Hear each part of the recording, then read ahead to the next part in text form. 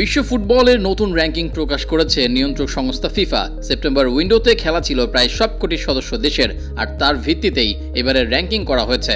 যদিও শীর্ষ 15 এর ভেতর থাকা দলগুলোর অবস্থানের কোনো পরিবর্তন হয়নি, তবে দুটি ম্যাচের মধ্যে একটি করে হারায় পয়েন্ট খুইয়েছে নম্বর 1 আর্জেন্টিনা ও 5 নম্বরে থাকা ব্রাজিল। ভুটানের কাছে 1-1 ব্যবধানে সিরিজ শেষ করা বাংলাদেশ র্যাঙ্কিংয়ে পিছিয়েছে। বৃহস্পতিবার হালনাগাদকৃত নতুন র্যাঙ্কিং প্রকাশ করেছে ফুটবলের সর্বোচ্চ নিয়ন্ত্রক সংস্থা ফিফা, যেখানে 2 ধাপ পিছিয়ে জামাল ভুঁইয়ার দল এখন 186 নম্বরে নেমে গেছে। সবশেষ ফিফা উইন্ডোতে ভুটান সফরে প্রথম প্রীতি ম্যাচে 1-0 গোলে জিতলেও দ্বিতীয়টিতে একই ব্যবধানে হেরে যায় হাভিয়ার ক্যাব্রেরার শিষ্যরা।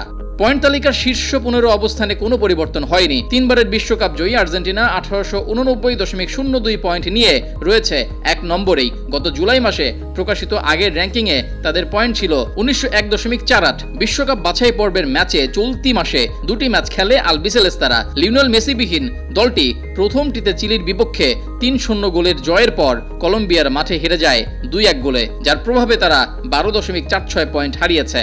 একইভাবে র্যাঙ্কিংয়ে 5 নম্বর স্থানে অপরিবর্তিত রয়েছে ব্রাজিল। একই সঙ্গে 5 বারের বিশ্ব চ্যাম্পিয়নরা নিজেদের হারিয়ে খোঁজার কাজটা এখনও অব্যাহত রেখেছে। বাছাইয়ের খেলায় ইকুয়েডরের বিপক্ষে কষ্টসাধ্য জয়ের পর প্যারাগুয়ের কাছে হেরে যায় 1-0 গোলে। ফলে ডরিভাল জুনিয়রের শিষ্যরা 13.51 পয়েন্ট খুইয়েছে। ফিফা র্যাঙ্কিংয়ে সেরা 10-এ যথারীতি নিজেদের অবস্থান ধরে রেখেছে যথাক্রমে Argentina, France, Spain, England, Brazil, Belgium, Netherlands, Portugal, Colombia ও ইতালি। 11 থেকে 15 নম্বরে একে একে অবস্থান করছে 2 বারের বিশ্বকাপ জয়ী উরুগুয়ে, ক্রোয়েশিয়া, 4 বারের বিশ্বকাপ জয়ী জার্মানি, মরক্কো ও সুইজারল্যান্ড।